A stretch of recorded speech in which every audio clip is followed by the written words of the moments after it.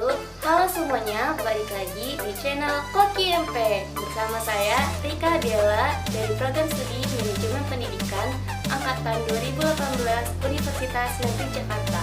Pada kesempatan kali ini, saya akan memaparkan materi tentang orientasi pasar dan riset pengembangan pasar, yang mana video ini dibuat untuk memenuhi tugas mata kuliah Manajemen Pemasaran Jasa yang diampu oleh Bapak Amril Muhammad.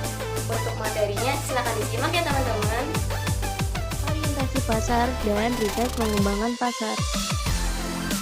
Pengembangan pasar membutuhkan suatu pandangan tentang orientasi pasar yang mendalam, tentang siapa yang menjadi pelanggan dan apa yang menjadi kebutuhan dan keinginan pelanggan yang ingin dipenuhi dan dipuaskan.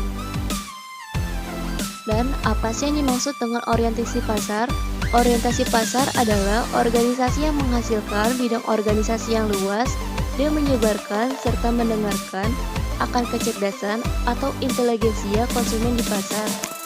Orientasi pasar terbagi menjadi dua, yaitu orientasi pasar eksternal dan orientasi pasar internal.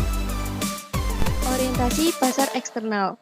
Dalam orientasi pasar eksternal terdapat 3 faktor skala dalam analisis pengoperasian dari benchmarking, yaitu 1.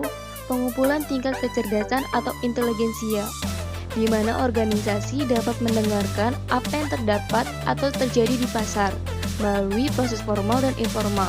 Yang kedua, yaitu penyebaran kecerdasan atau inteligensia, adalah di mana pengumpulan informasi dilakukan melalui proses informal dan formal yang di-share melalui organisasi.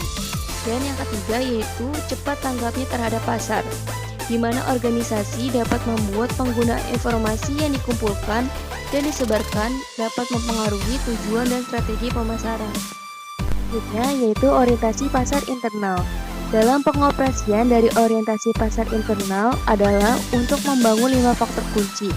Yang pertama yaitu proses pengumpulan informasi tertulis secara formal, seperti kepuasan kerja dan laporan tertulis.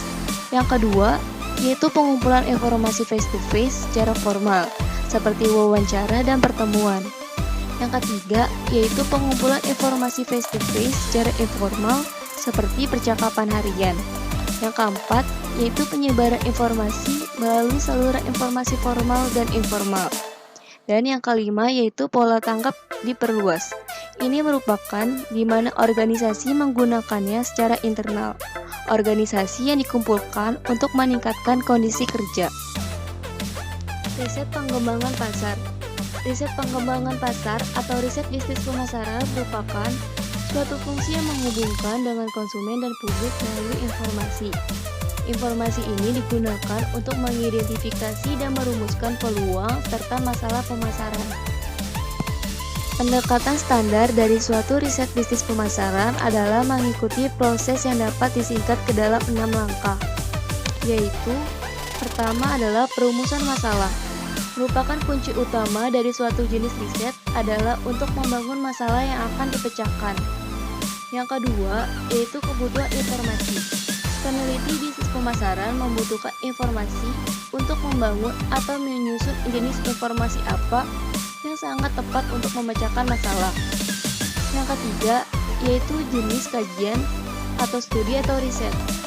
Banyak kajian atau studi yang dapat dilakukan, seperti exploratory, kemudian pendeskripsian atau deskriptif dan casual. Yang keempat, yaitu pengumpulan data.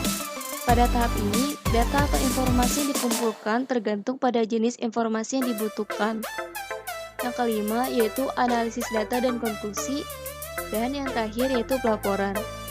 Jika diperlukan untuk masalah yang diteliti, laporan ini dapat berbentuk tertulis, perlu dikomunikasikan untuk temuan dari organisasi pemasaran dan untuk kelompok relevan lainnya. Mana nih teman-teman, udah jelaskan untuk materinya? Semoga video yang saya berikan bermanfaat ya untuk kalian. Dan jangan lupa untuk klik tombol like, comment, and subscribe. Terima kasih.